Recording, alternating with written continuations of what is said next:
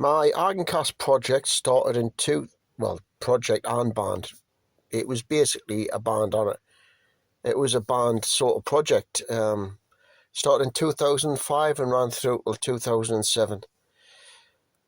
I had been doing my Geffen music project, which was a solo work, which was the first time I cracked open my newly bought multi-track recorder at the year 2000, and that lasted for 3 years, and then I had basically a year and a half off from music. It just rested me ears a bit, and then I wanted to get back into the heavy metal. Really, I felt like I needed to get some heavy metal down, because the last it'd been Atomkraft years earlier, and I felt that I could write and produce actually a lot better than what was done, although there was a guy called Ciaran Wright who was a producer of some of the Atomkraft stuff, who done a really good job. But I wanted to try and improve.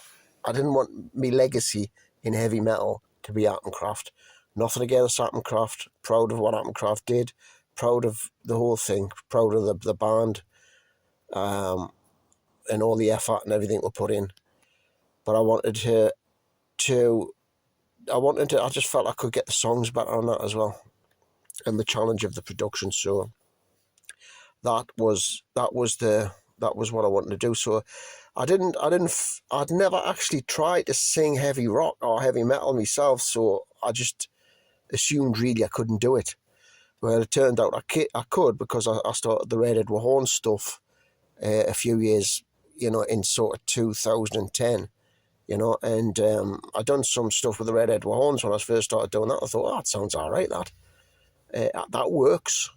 So I just assumed I couldn't really do the heavy rock or heavy metal. But, it's good that I didn't, though, because, the singer that I got in for the project was a guy called Alan Scott. And Alan was a growler. He was a singer, but, he was growling. He's doing the growling metal thing. He wanted to sing with his clean vocal, but I says no. So you got to keep it. You got to keep the gravelly sort of thing for the Agankast. That's the sound of Agankast. So Agankast was basically started off as me and Alan got introduced to each other. I started recording songs. Alan came and started doing vocals. So we were putting together our first album. As we were sitting doing this, talking, Alan was from the Scottish borders. I was from Northumberland. And as we're doing this, I'm sort of explaining to Alan the concept of the band Agankast, which is like basically, it's more of a sort of Scottish Braveheart sort of thing. That was the idea. I'm not Scottish, I'm Northern English, Northeast English, but with a name like Redhead, I've probably got, some Scottish ancestry, but I've got Irish ancestry as well. So, well, everybody has, everybody's got Irish ancestry. But that was the concept. So as I'm recording and, writing the songs, Alan's coming to my house and he's putting the vocals down. And it's Alan's job. He's been designated. He's got to go out and get the other two members of this band, because it's not just a music project sat in a home recording studio. It's going to be a band that would take out and start gigging and doing gigs, and we'll see how far it can go, And that's what he did. We recruited two young lads in, Drew Gill, drums, Ciaran Wright, guitar. And these lads were 17 years old. I think Alan was maybe 23, I'm sure he said he was older, but I was thinking back, I think he was 22 or 23. And at that time, I was 36, going on 37. So I was the bus driver, that's what I certainly felt like. No fault of the lads, but I just... if you're starting to feel the age, the worst thing you can do really is get in a band and put a band together with young lads, because even though the lads were mature for their age, a lot more mature than I was at that age, But so there was the that's the four of it. Recording an album, great. Started doing gigs in the Scottish borders and a couple of other places, Edinburgh and that. You know, there was a buzz around the band in the local area. You know, things were on the up.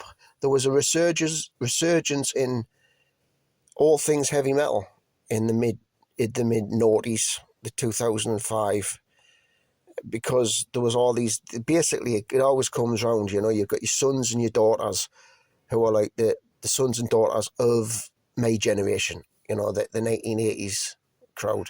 So you got a lot of your sons and your daughters tend to be influenced by what their parents would listen to, because the CDs and the albums and stuff would be around the house.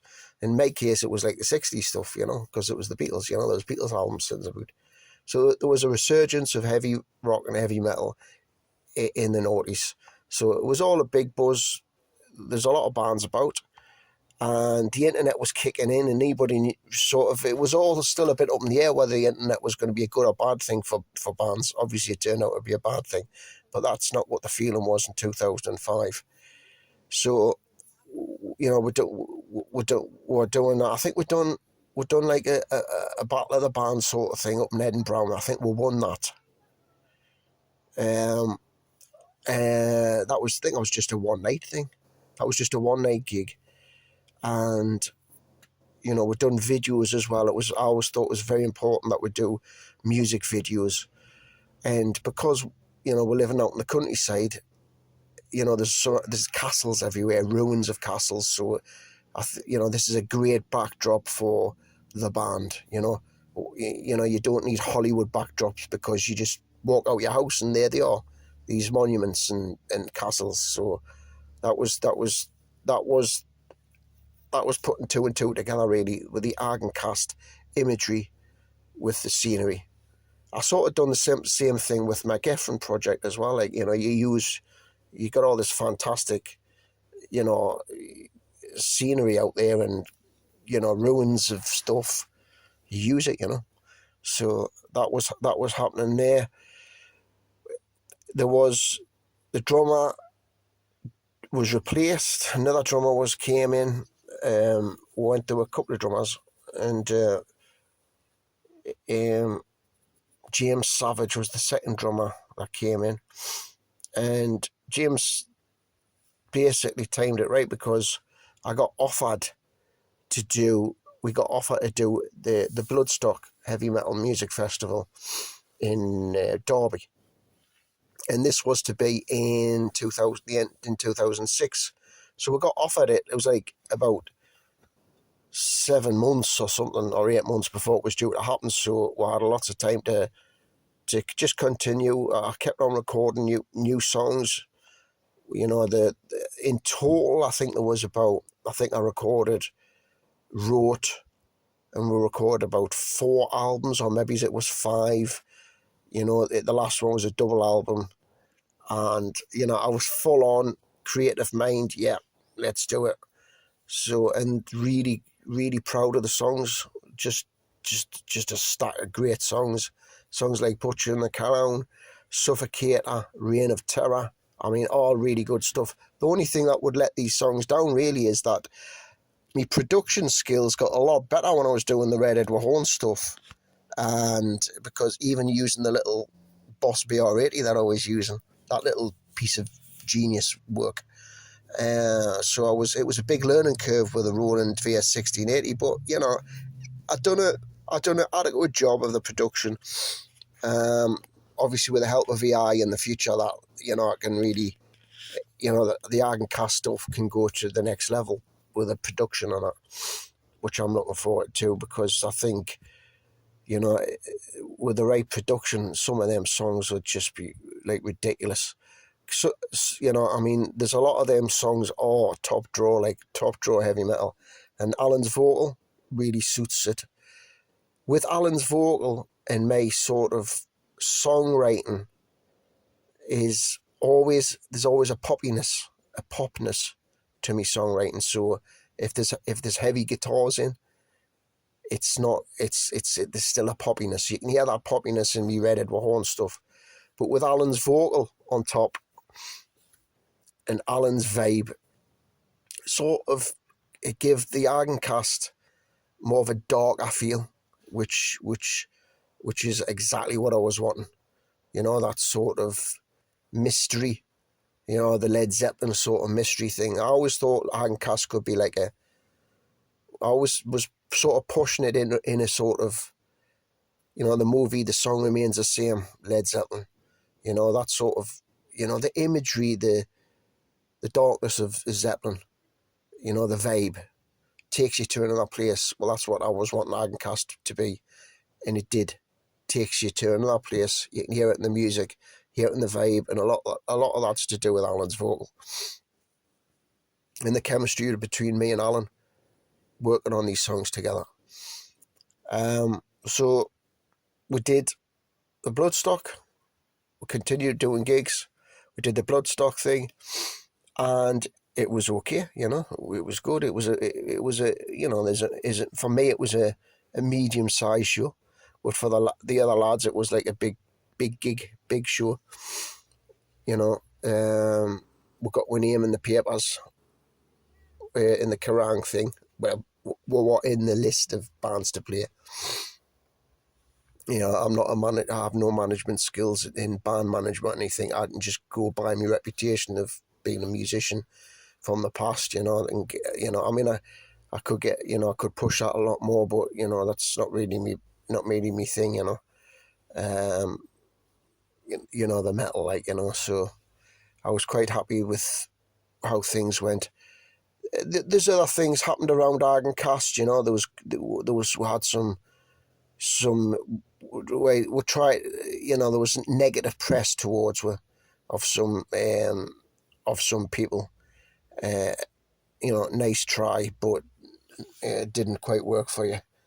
And you know, but all these things were just, you know, it just creates the sort of, it's the punk thing, and it's the, you know, and there's no such thing as bad press. So that was good. What else happened? And that was it. We just gigged. We recorded albums. We've done videos. We've got a reputation around the local area, and sort of people obviously were being online, and people knew the name Agankast. After the Bloodstock, I decided to basically knock it on the head. I encouraged the other lads to continue, which they did, but you know, college and things changed for the band, and eventually the band went to separate ways. You know, I could see the writing on the wall. You know, my ethos is, you know, you give it a couple of years and you see how things go. I think it was great for the young lads. You know, they got to do some great things, and you know, great memories. And for me, it was just a nice little return to heavy metal, and I ticked a lot of boxes, you know, creatively. And you know, Agankast, well, it's there online forever, and it's going to get a lot of improvement with the help of AI. And you know, I'm very proud of the lads, and I'm very proud of that band, and I'm very proud of the songwriting that I did for it.